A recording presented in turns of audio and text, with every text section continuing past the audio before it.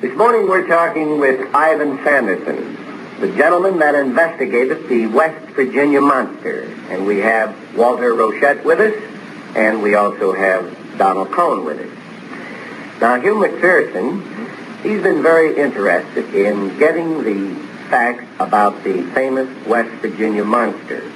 I think Gray Barker was the author of a book, They Knew Too Much About Flying Saucers. And if I'm not mistaken, Ivan, you investigated the West Virginia monster. Gray and I were there at the same time, as a matter of fact, along with a lot of other newspaper reporters. Well, now we're taping this portion of this morning's show, and we're going to send this tape down to Hugh McPherson. Incidentally, Hugh McPherson has a minor bird that works with him on the program. Oh, yes, sir. I know his name, and I know his work, too. A good minor bird, yes. Well, supposing you tell us something about the West Virginia monster. Are you ready with the tape? Well, it's going right now. Uh-huh.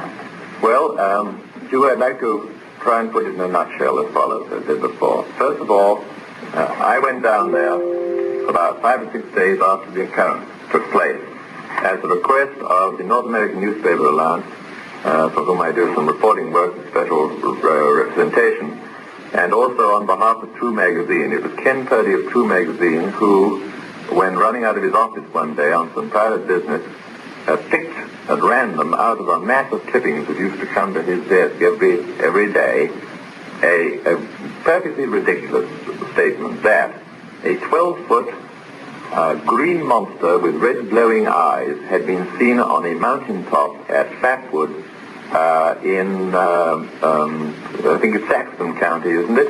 West Virginia. I didn't know I was going to be asked to tell you about this tonight, so if my names are wrong, forgive me.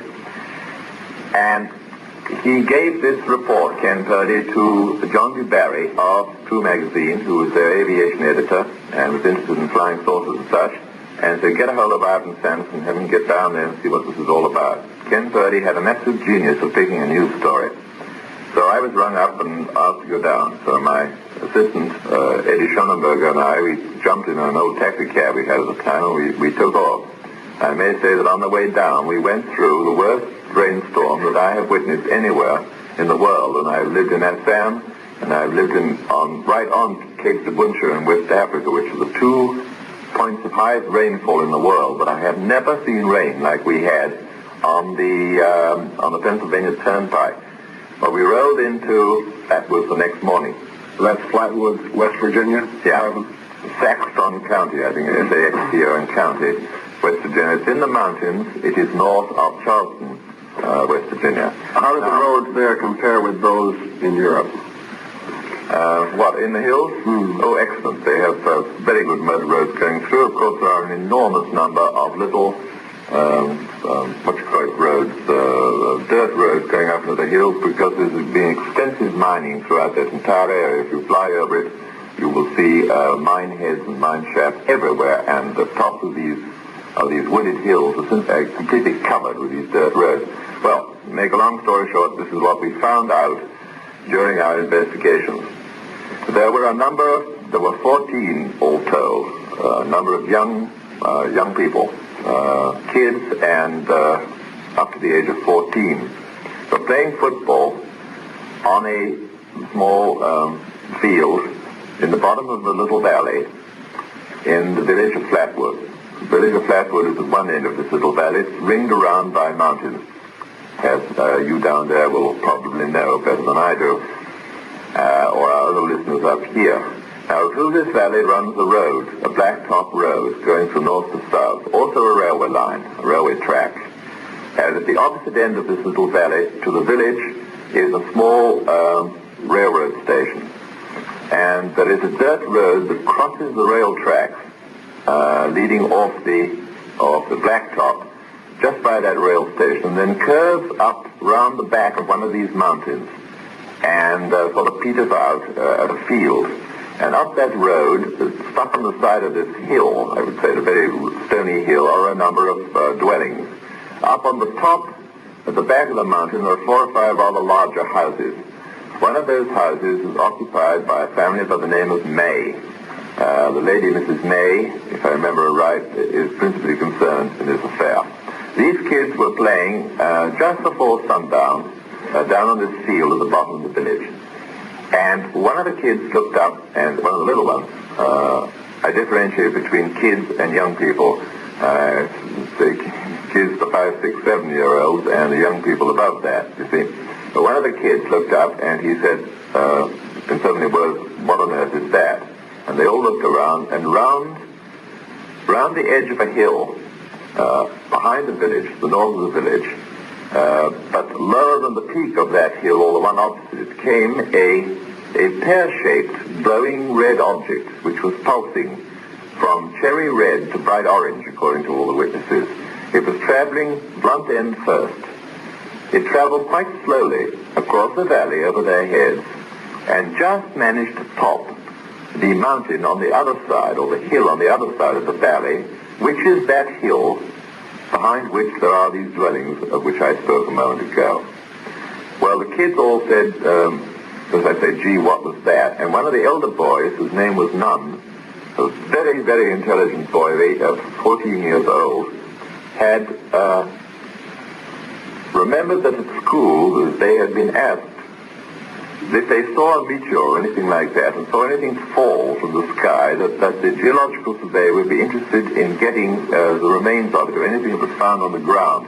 And he said, come on, that may be a bolide or something, and something looks as if it's landed behind that hill, because I must point out, yes, I'm sorry, that the kids all state categorically that this object, this large glowing object, which appears to be about the size of a house, seemed to pause when it topped the hill, and then to sink, instead of going on down in the sort of trajectory, it stopped and sank slowly down behind the hill, and they could see this light pulsing behind the crest of the hill.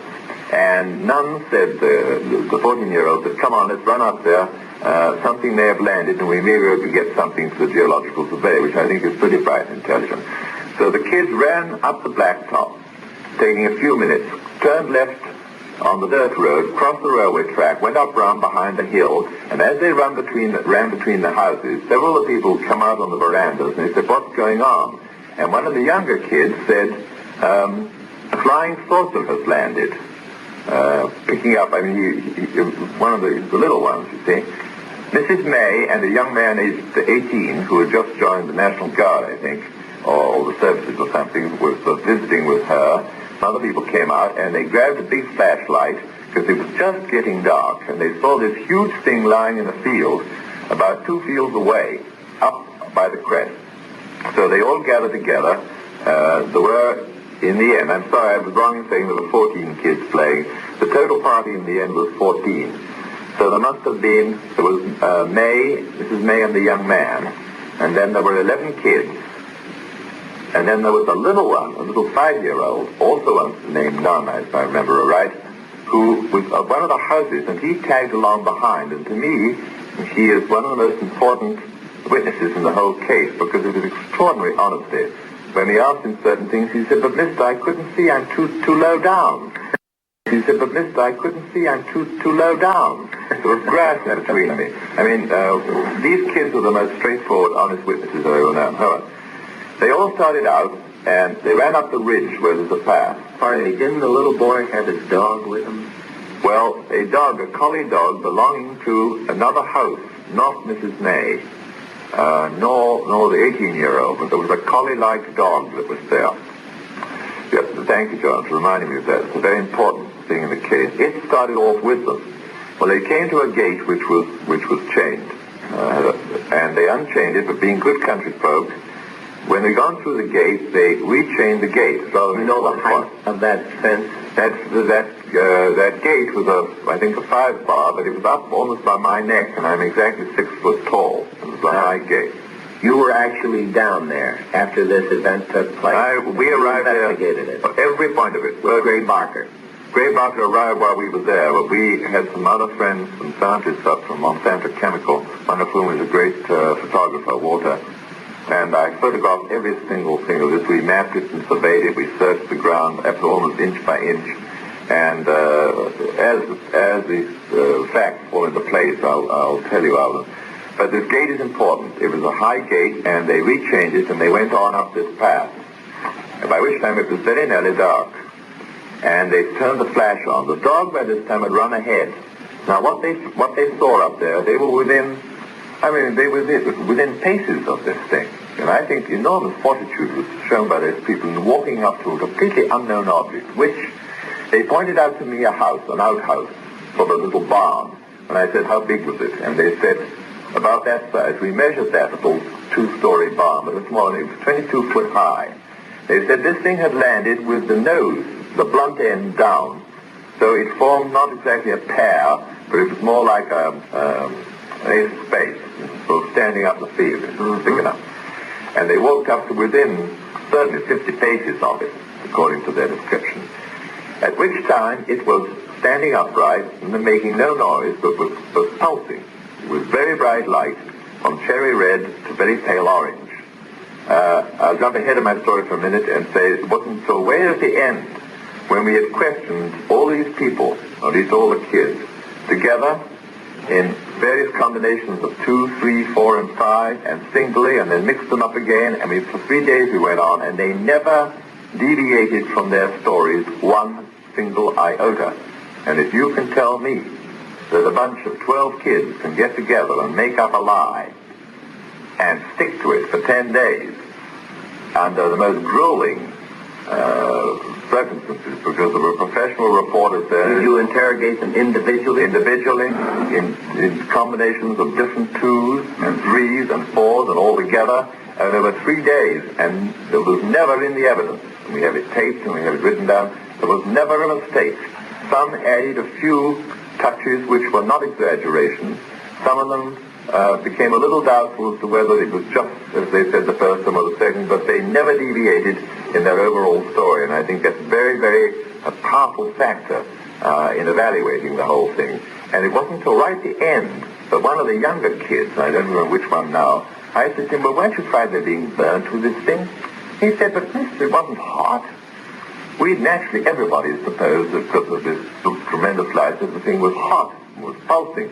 Oh, no. He said, it's like a neon sign. He said, it's not hot. It wasn't hot. And they had kept on saying that it was black. And I said, well, if it was pulsing cherry red to orange, how do you say it's black? And they said, well, it was obviously a black object which was giving out this light. All right. Well, they go along, they lit the flash. The dog had run ahead. And all around this object, there was a thick mist, looked like a ground mist, a patch of it, lying on the side of the hill. Now, you do get these patches of mist at sundown, sometimes in little coals up on a hill. And they had assumed that it was that. Well, they stratify, Ivan. They very seldom lie along the side of a hill, not as much as they would on a definite strat. No. Excuse me. In that climate, especially after the tremendously heavy rains, I have seen these little sort of scooped out coals on the side of a hill actually filled with mist, and it's sort of spilling over the edge, almost like a treacle. Well, actually, it holds there like water would with a definite top level, doesn't it? No, it sticks on the side in some cases. You get a patch right over an area where the soil may be particularly moist, and just for a few minutes while it's coming out at sundown, you get just looks like a round blob on the side, and they're used to that, and they thought that's what it was. But the dog ran into this mist, going barking at this object, according to their story.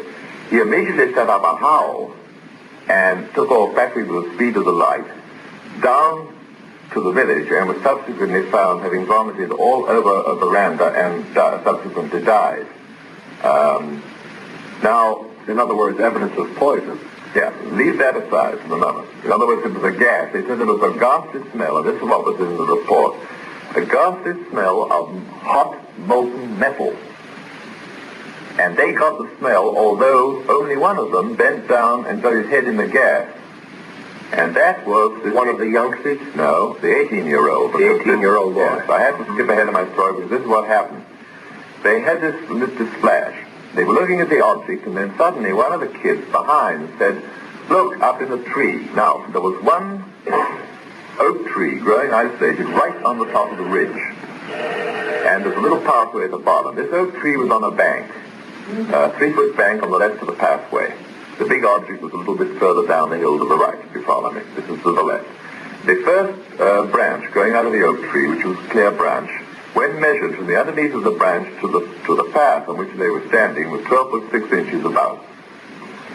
Now this kid pointed up to this branch, and underneath the branch, apparently suspended in the air, was a creature or a thing or an object about the size of a very heavy-set man, but obviously contained in some kind of suit, or what looks from their drawings, their composite drawing. They all did sketches, and we put a composite of it. It looks exactly like one of the most modern naval diving suits, which is solid. The person who's inside it has a pair of artificial arms in front that you can crank. The head goes into a headpiece which has a glass plate in the front, silicone glass plate, and it's got lights in it so that you can see in the dark. And the whole thing is suspended in water, mostly by gas tanks, so that there's no great weight on the wire. So the wire that lets it down is nothing much more than an anchor and has the telephone cable and so on going. Now this thing was for all the world like that in the drawings. At first they thought it was a 12-foot giant thing standing there, because the bottom half of it, if it had any, was lost behind a lot of little tall grass and briars. The mist, too, covered it. No, the mist was down to the right by the big object. Down to the right. This was perfectly clear up to the left on this little bank. And first the bank, and then all this vegetation, this herbage growing on it, and this thing was sticking out of the top of the herbage, but underneath the first limb of the tree. You follow me? They thought it was a coon at first, because they saw what they thought were two eyes. They described them as being pale blue, held close together, and like very dim flashlight beams. But coming out of the plate glass window on the front of the head of this, whatever it was, they were fixed beams. But the thing was turning slowly around, waving from left to right and right to left, as if it was searching the horizon with these beams. I may interject here that that particular point is the highest in the whole area, and standing where that object was, you can see 14 light beacons scattered over the mountains, away over West Virginia and down into Virginia and right back up the other side. In other words, somebody suggested that this thing was looking for its colleagues, or was looking to find out where it was.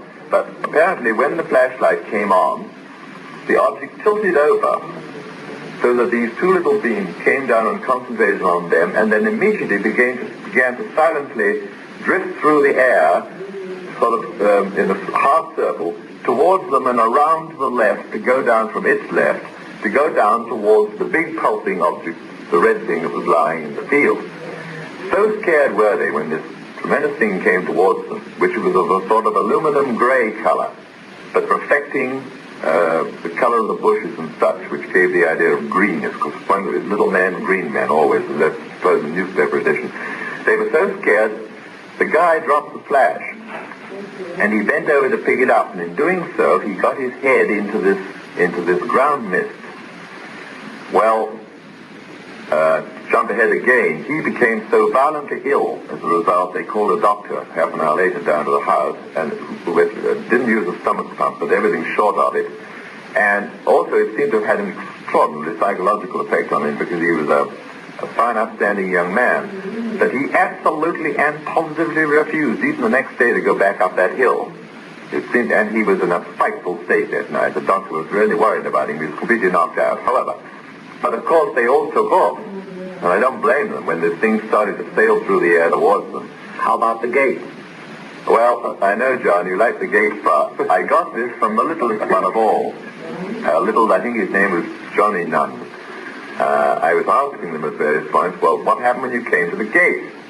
And no, not that kind of gate at all. It was a 5-barred gate, and the space between the hunks of wood was certainly not more than a foot. 12 inches. 12 inches. Mm-hmm. I said, well, what happened when you came to the gate? And he said, well, I don't rightly know, mister. He said, I didn't try the gate. He said, I went under the hedge because I'm small, but he said, I know that Mrs. May took it in one. She went clean over the top.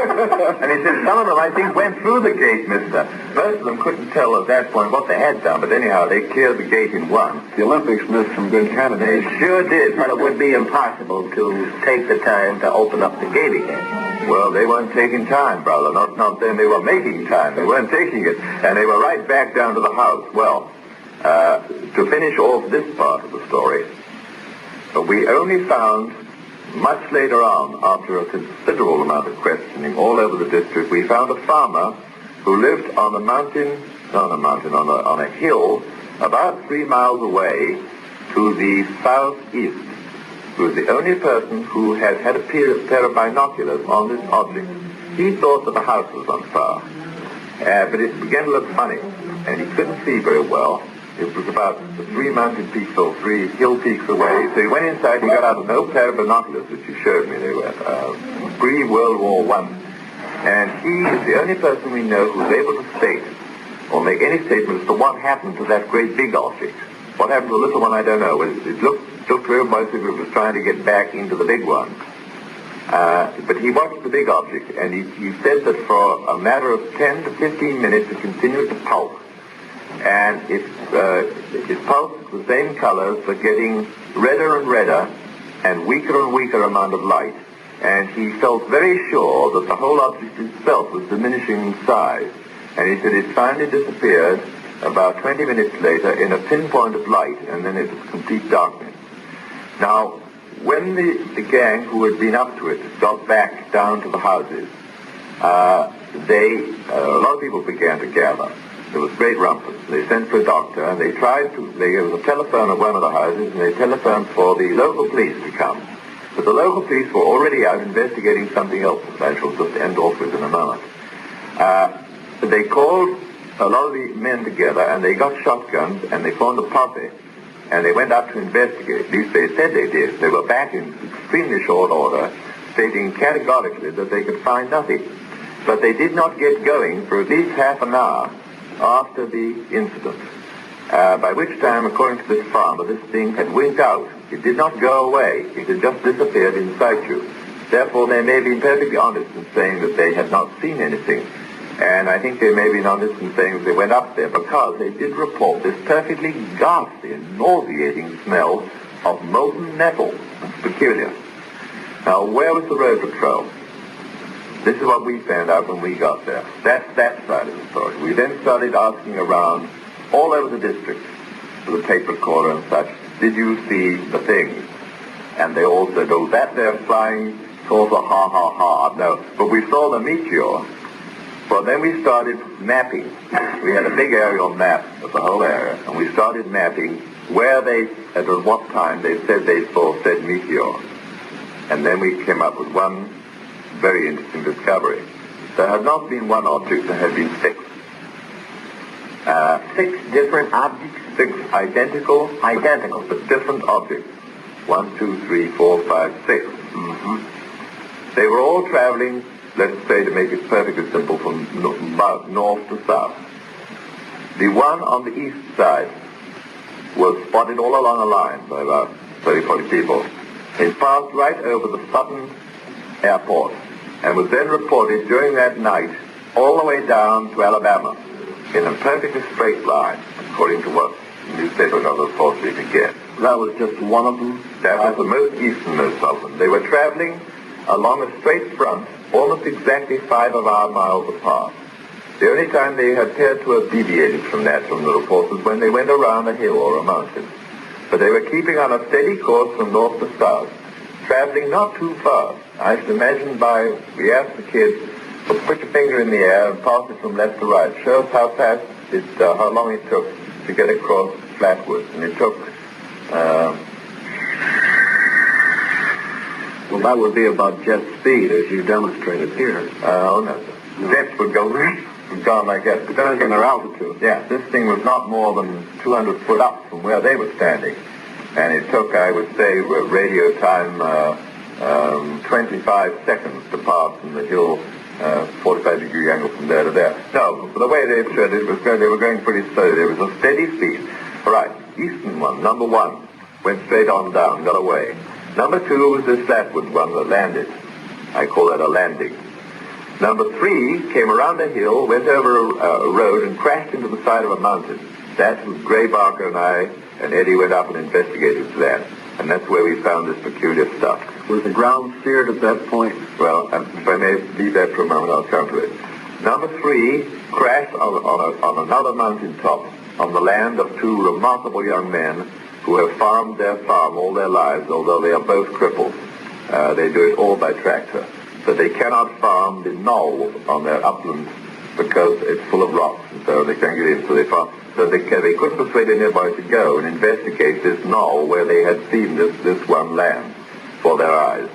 That's number 4. Number 5 blew up in the sky right up in front of 6 members of our National Caving Society, Cave Exploration Society, at the house of people called the McLeans. They were sitting on the veranda after having been out on a caving expedition, and they saw this thing come around the mountain. It was a maze, and it blew up right over some fields.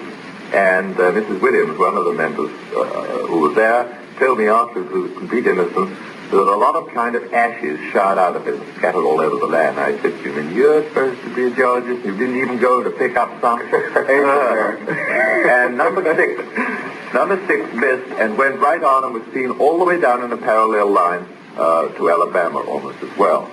So 1 went on, 2 landed, 3 crashed into the mountaintop, 4 crashed into the mountaintop, 5 blew up in the air, and 6 got away. There's some very good reasons for that. Now, you like a series of unguided missiles, doesn't it? But except for this one, the landing one, if it was a missile, if it had missed that mountaintop, which it did, it would have sailed right on over the next valley and hit the next hill on the side. But it didn't. It had stopped and landed. And I know that it landed because where it landed, it had pushed a circular depression into the ground, but exactly vertical to the center of the earth, you see what I mean? Not a slosh downwards. In other words, it wasn't a glancing blow. Not exactly. It had come down, and it would have been weight, and a lot of weight, because the grass there was an overgrown field, and it was knee-high, it was waist-high, and full of little twigs and bushes. All that was completely flattened. The ground itself was flattened, and there was some considerable stones, not boulders, but stones the size of a man's head lying in there, and they'd be pushed right down into the ground. Well, this thing had considerable mass and weight, then. Definitely. And also at the 3 points, equidistant around it, there were 3 holes jammed into the ground at the edge of the circle, which looked exactly as if a cart horse with a foot, with a hoof about 2 foot across, had been jammed down into the ground, as if it was stood on a tripod. That's what it looked like. Exactly similar marks we found up where number 3 crashed. There were 5 of them. Eddie Schonenberger, Gray Barker, Raymond Walters, and one other gentleman from Monsanto, and myself. We had reports of this, very reliable. I will not have time to go into it. We searched this mountainside on our hands and knees, clawing our way up because it was so steep. We found nothing until we got to the top. And over the top, there was a little swamp up there with small trees behind the big forest, tall trees. And in there, I found a huge, like a skid mark, which had knocked these bushes down.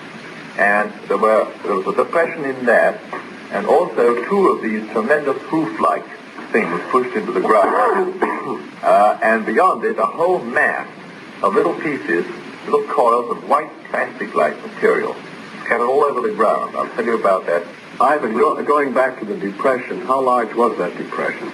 Well, the depression itself was about 15 foot across. We measured it, 15 or 16 foot, but you couldn't tell exactly where it ran out to the side because it was a dish-shaped depression, four-foot-shaped depression. The reason I asked, are you familiar with the experimental work that Monsieur Kawanda is now doing in Canada?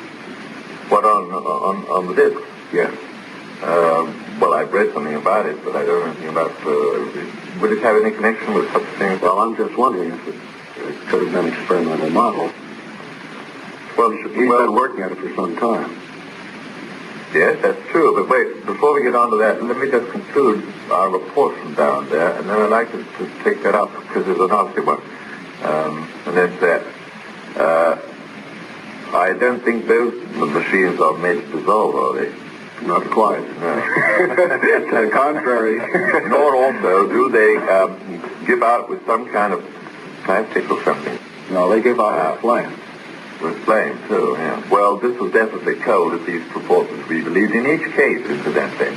Because number 3 here, he thought, the fellow who saw it, he thought that this was a flaming aeroplane came around the corner of the hill. This one we investigated. Well, anyhow, to conclude this part, Eddie Schonenberger happened to be looked back up at the trees from the direction in which number 3 had come before it was starting to crash in the swamp. And he said, look at that.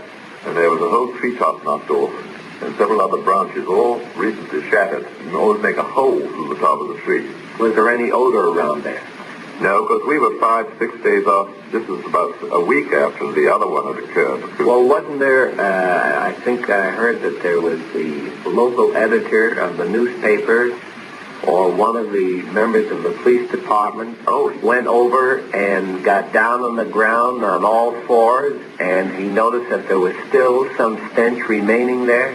As a matter of fact, first of all, the people reported it at Flatwoods. Then the posse went up, and they were so nauseated they wanted to get out of there as quick as possible. And they said it was absolutely overpowering. In the meantime, the road patrol was unable to come because they were investigating number 3. But the local police arrived from Braxton County. It's not Braxton County, I'm sorry, from the town of Sutton. They got down on their hands and knees. Didn't have to. They noticed the smell, and the very charming gentleman I met down there, the owner of the Republican paper, there's two, the Republican and Democratic paper. The head of the Democratic paper was deeply interested in this, and he brought Mrs. May and the young fellow whose name I can't remember up to New York for a show, I think with Ed Sullivan or something here on this. And they were gone while we were down there. But this other gentleman had personally been up there that night. He's very, very much alive to local affairs and happenings. And he was up there right smart during the night, and he smelt it too. So the next morning, there was a lot of confusion. There's always red herrings drawn across these things. A lot of people started turning up. And they said that the grass there was covered with oil. Well, it wasn't. All the grass there is covered with a kind of oil. It's called oil grass or tar grass. You can pass your hand over a whiff of it when it's growing and pull it up, and your hand will be sticky afterwards and has a rather lovely aromatic smell. That, I am assured by all the local people, they had nothing whatsoever to do with this perfectly ghastly stench which had occurred from this place, this thing or whatever it was that landed. Well, just to round up this whole thing, Walter, and for the benefit of our friends down there who want to hear this report on tape, there are certain aspects of the whole phenomena which are of great interest, and that is this, that at that particular time, which was September, I think 1953 or 52, I can't remember, there had been some enormous forest fires in Texas, Louisiana, Alabama, and we were receiving in New York here even a very high smoke count in the air. In fact, we had a haze, you recall it, and we had white ash landing. Point number one. Point number two on this particular score, which all of which is pointed out to me by the chemist down there, that block of hills over which these 6 objects came looked down into a series of valleys running parallel. And those valleys are filled with coal mines which are belching smoke all the time.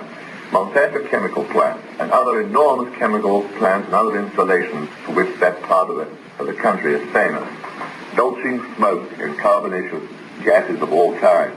The wind happened to be blowing straight up these valleys, up this mountain. There was the smoke from the forest fires. There was all this accumulation. And there was a barrier of carbonaceously filled air rising at the heads of these valleys. But object number 1 and object number 6 were to the left and right of that area. And they seemed to have got away. And it was pointed out to me that all the others, it looked as if as soon as they hit a highly polluted atmosphere, something went wrong with either if they were animals, their breathing, if they were machines with their air intake or something. In other words, that if they are extraterrestrial creatures of one kind or another, they were apparently doing a swoop down into our atmosphere to take a look, see, and then get in formation and go on up again. And what actually happened was they hit some of the wrong kind of air, and something went wrong with them. They went out of control.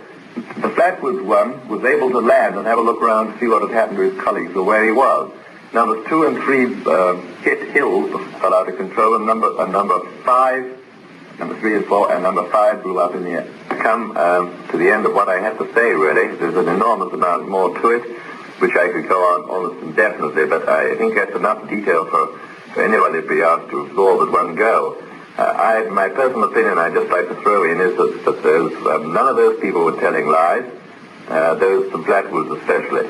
that the 400 odd other people whom he interviewed, including the young man who reported to the police number 3 incident, the crash, and those young farmers, were certainly not lying. They were a highly skeptical group. They did not believe in flying saucers if they'd heard of them. But they did say that there were these objects in the sky. They had their times down pat. I mean, we'd say, well, what time was it? They said, well, let me see now. Dawn comes and so on. I usually put my porch light on and so that would make it. And they pin it down within the minute. And they all jibed all over. And their descriptions gave exactly the course of these things on an aerial map. And I don't think those people were lying. I do think there were those 6 objects there.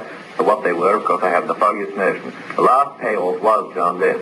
That we did have this funny white stuff analyzed. My friends took it down to one of the labs in Monsanto, and they couldn't be much better there. They had this enormous spectrographic analysis machinery, and they were unable to find out what it was. It seemed to be of a plastic nature, but to be of an organic structure. The only thing they could think was that it looked more like the dried-up skin of a snake's egg than anything else. Howsoever, one of the lab assistants down there managed to soften it up. They've been trying to soften it up in everything. And he said, why don't you try water? Which they did. And one of these little rolls of stuff, which were only about the size of my little finger, when stretched out, measured 9.5 inches. And I would like to know what snake's egg found in the United States or anywhere else, from which you could get a strip 9.5 inches long. The parting shot was a humorous one made by John DeBarry. When I told him about all this, he said, perhaps they were space people, but perhaps they're reptiles and were looking for somewhere to lay an egg.